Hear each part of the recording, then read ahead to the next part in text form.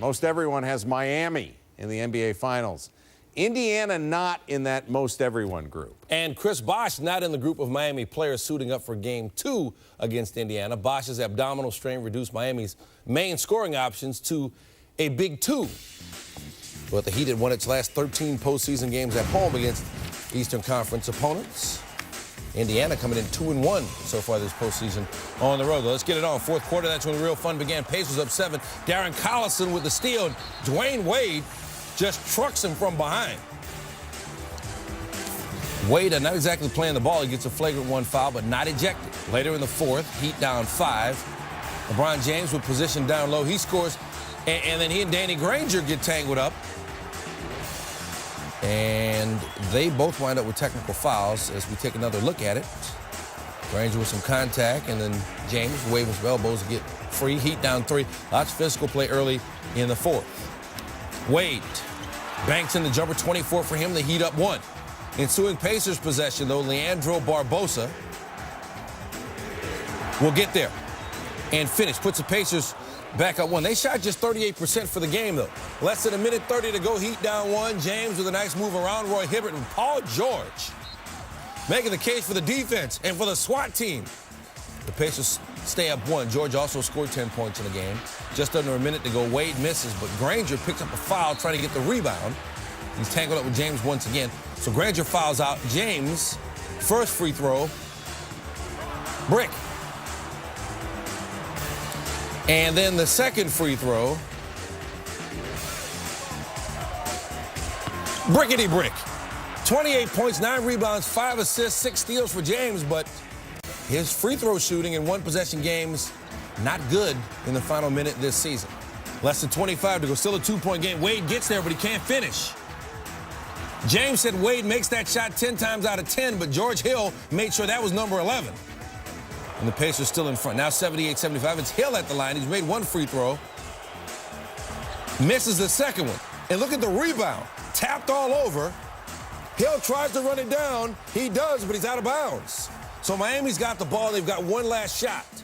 Heat down 3 with 8.3 seconds to go. And, of course, the big question is, who's going to take the shot? What about their execution on this play? Will they get it to Mario Chalmers? This isn't college.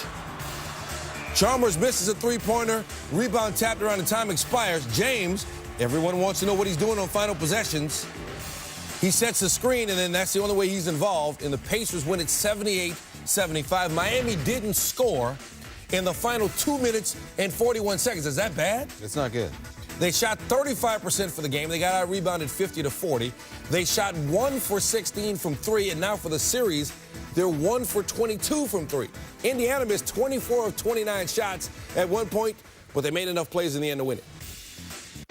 We weren't having fun in the first half. We were playing with, like there was pressure and the clouds were out, and I just, Brian Shaw and I talked about it at halftime. They said, we just got to calm down, and play with composure. We expect to win. A good team, you come in expecting to win. So it doesn't always happen, but we have the confidence where we come in to expect to win. So when we go to Indiana, we're not saying, oh, well, I hope we win, because we're playing the Miami Heat. We expect to win. It's about finding a way to stay,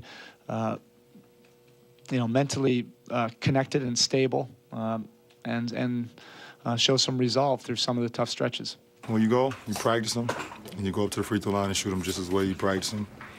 You hope for them to go in, and those last 2 didn't go for me. The game is not lost or won, with those 2 free throws, but I definitely want to come through for my teammates. So, get an opportunity again. I know I'll be at the line again in that situation. Just go up and make them. Here's a closer look at that statistic that we mentioned earlier. James missed those 2 free throws with 54 seconds left, and the Heat down 1. And that continues this trend. He's just 10 of 17 on free throws with a minute or less remaining in one-possession games. Here's Tim Legler now with more. Well, with the series headed 1-1 to Indiana, I believe the Heat should be very concerned right now. And lots can be made about how they ended the game and the struggles from the free throw line, the lack of quality possessions late in the game. But for me, the bigger issue is the way the Miami Heat offense looks throughout the game with the absence of Chris Bosh.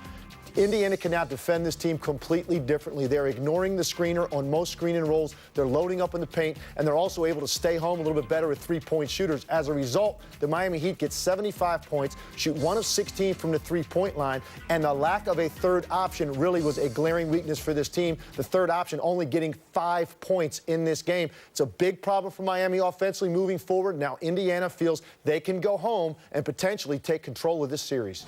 Before Tuesday's game, LeBron James called Chris Bosh the most important player on the Heat roster.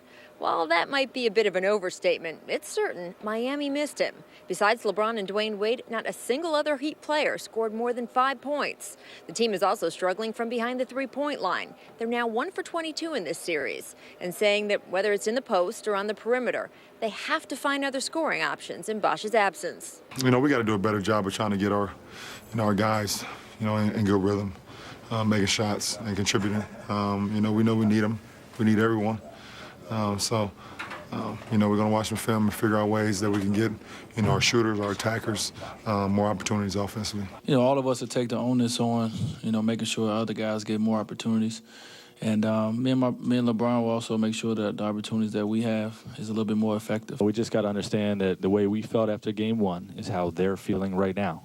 We got to think about one thing, and that is keeping an edge while their edge just got sharper. Wade certainly did seem edgy post-game, expressing annoyance at the way the Pacers were celebrating after the buzzer. James was more low-key, brushing off 2 late missed free throws, along with questions over whether he was shooting too tired after playing a very physical 43 minutes. Still, it was clear the extra burden of taking over power forward duties with Bosh out did take their toll. LeBron said he will need to sit out of practice Wednesday to rest. In Miami, I'm Rachel Nichols, ESPN. So now the Pacers led by 1 with 2.5 minutes remaining in the game, and from that point on, it got ugly. Honest or ugly. The two teams combined to go 0 for 10 from the field and 2 of 8 from the line.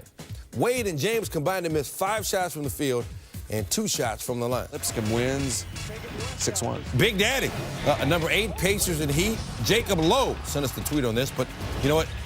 I'll be honest, Jacob, we saw this one too. Dwayne Wade with a spin move on Paul. Blue Jays lost at 4-3. Let's go back to 3. Chris Bosh tweeting this. Pacers Heat in transition. No, he didn't. No, I'm just kidding. LeBron James to Dwayne Wade. You're not even on Twitter. How would you know? Touch back to James. I feel tweets. Your people are telling me